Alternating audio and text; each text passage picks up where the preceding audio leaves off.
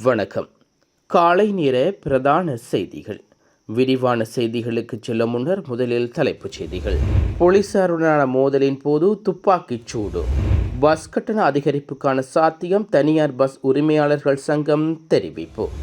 மட்டக்களப்பில் வேட்பாளர் ஒருவரின் வீட்டின் மீது பெட்ரோல் குண்டு தாக்குதல்.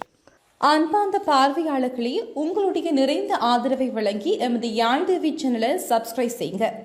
எனினும் இன்னும் எமது சேனலை ஆரம்பித்து 1.5 வருடங்கள் ஆகியும் எமக்கான பார்வையாளர்களின் ஆதரவு குறைவாக உள்ளது.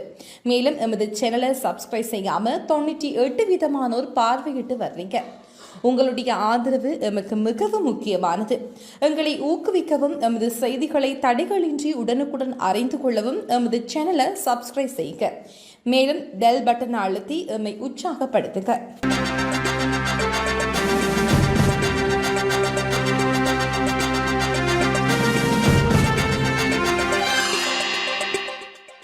மூன்று ஊழல் குற்றச்சாட்டு தொடர்பில் பதுளை மாவட்ட பாராளுமன்ற உறுப்பினர் சாமர சம்பத் தசாநாயக்காவை தொடர்ந்து விளக்கமறியல் வைக்குமாறு கொழும்பு பிரதான நீதிமன்றம் உத்தரவு பிறப்பித்துள்ளது. அரசு வங்கியில் வைத்திருந்த நிலையான வைப்புத் தொகையை திரும்ப பெற்றதன் மூலம் அரசாங்கத்துக்கு 23 மில்லியன் ரூபாய் இழப்பை ஏற்படுத்தியதாக கூறப்படும் சம்பவம் தொடர்பில் பாராளுமன்ற உறுப்பினர் மீது குற்றம் சாட்டப்பட்டுள்ளது. லஞ்ச ஊழல் விசாரணை ஆணைக்குழுவில் வாக்குமூலம் வழங்கிய பின்னர் கடந்த 27ஆம் தேதி சாமர சம்பத் தசாநாயக்க கைது செய்யப்பட்டார். முன்னாள் ராஜாங்க அமைச்சர்களாக இருந்த காலத்தில் இடம்பெற்றதாக கூறப்படும் 3 ஊழல் சம்பவங்கள் தொடர்பிலேயே அவர் கைது செய்யப்பட்டுள்ளார். அதற்கமைய கொழும்பு பிரதான நீதிமன்றத்தில் ஆஜர்படுத்தப்பட்ட பின்னர் 2 குற்றச்சாட்டுகளிலிருந்து விடுவிக்கப்பட்ட பாராளுமன்ற உறுப்பினர் சாமர சம்பத் தசாநாயக்க ஒரு ஊழல் குற்றச்சாட்டில் தொடர்ந்து விளக்கமறியலில் வைக்கப்பட்டுள்ளார். வேட்புமனுக்கள் நிராகரிக்கப்பட்டதை ஆட்சேபனைக்கு உட்படுத்தி மனுக்கள் தாக்கல் செய்யப்பட்டுள்ள பகுதிகளில் உள்ளூராட்சி தேர்தல்களை நடத்துவது தொடர்பான நடவடிக்கைகளை இடைநிறுத்துமாறு மேன்முறையீட்டு நீதிமன்றம் தேர்தல் அதிகாரிகளுக்கு உத்தரவிட்டுள்ளது. நாளை வரை குறித்த செயற்பாடுகளை இடைநிறுத்துமாறும் உத்தரவிட்டுள்ளது. வேட்புமனுக்களில் நிராகரிக்கப்பட்டமையை ஆட்சேபித்து அரசியல் கட்சிகள் மற்றும் சுயாதீன குழுக்கள் தாக்கல் செய்த பல மனுக்களை பரிசீலித்த பின்னர் மேன்முறையீட்டு நீதிமன்றத்தில் பதவி தலைவர் நீதிபதி முகமது லாபி தாகிர் மற்றும் நீதிபதி கே.பி. பெர்னாண்டோ ஆகியோர் அடங்கிய அமர்வு இந்த உத்தரவு பிறப்பித்துள்ளது.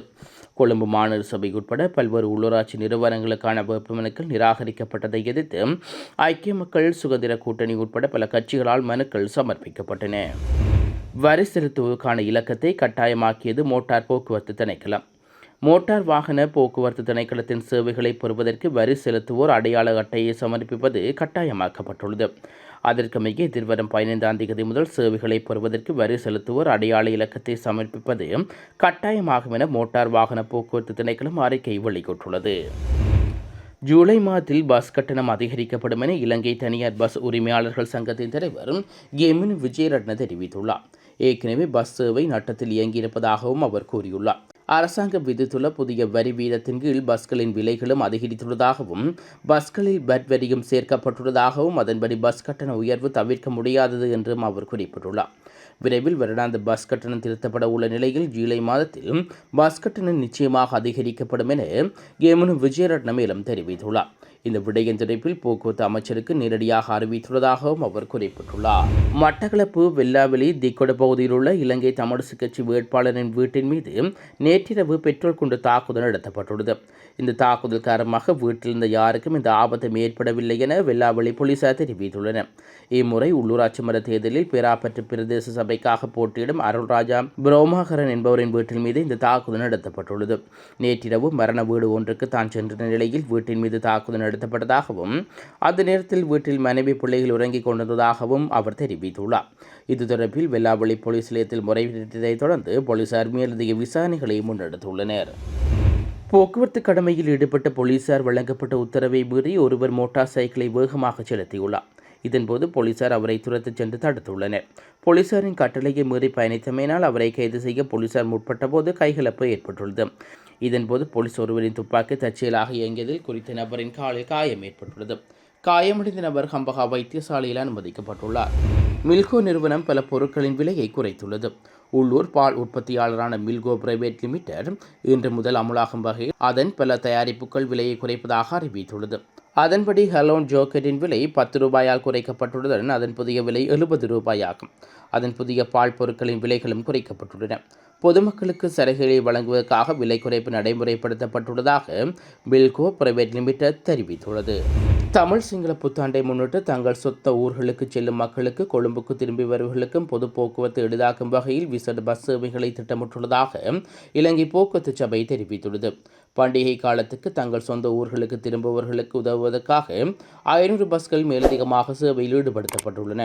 இந்த திட்டம் 2 கட்டங்களாக செயல்படுத்தப்படும். முதற்கட்டம் ஏப்ரல் 9 தொடக்கம் ஏப்ரல் 13 வரை செயல்படுத்தப்பட உள்ளது. இதற்கிடையில் 2ஆம் கட்டம் ஏப்ரல் 14 தொடக்கம் ஏப்ரல் 20 வரை முன்னெடுக்கப்பட உள்ள சேவையில் புத்தாண்டு விடுமுறைக்கு பிறகு கொழும்புக்கு திரும்புபவர்களுக்கு போக்குவரத்தை வழங்கும் வகையில் சேவைகள் முன்னெடுக்கப்படும் என இலங்கை போக்குவரத்து சபை அறிவித்துள்ளது. யாழ்ப்பாண பல்கலைக்கழக விஞ்ஞானபீட புதுமுக மாணவர்கள் மீதான பகடிவதை தொடர்பில் இலங்கை மனித உரிமைகள் ஆணைக்குழு விசாரணைகளை ஆரம்பித்துள்ளது. ஊடகங்களில் வெளியாகியுள்ள விடயங்களை அடிப்படையாக கொண்டு 1996ஆம் ஆண்டில் 21ஆம் இலக்க மனித உரிமைகள் ஆணைக்குழுவின் சட்டத்தின் பிரிவு 14ஆம் பிரிவின் பிரகாரம் ஆணைக்குழுவின் சொந்த பிரேரணை இந்த நடவடிக்கை முன்னெடுத்துள்ளது. பகடிவதை செய்வதானது இலங்கையின் மிக கடுமையான குற்றங்களில் ஒன்றாகவும் பிணை வழங்கப்படாத குற்றமாகவும் பிரகடனப்படுத்தப்பட்டுள்ளது. பகடிவதை செய்யும் அல்லது ஊக்குவிக்கும் எந்த ஒரு நபரும் பிடியாணை இல்லாமல் கைது செய்யப்படலாம் எனவும் சட்ட ஏற்பாடுகள் காணப்படுகின்றன.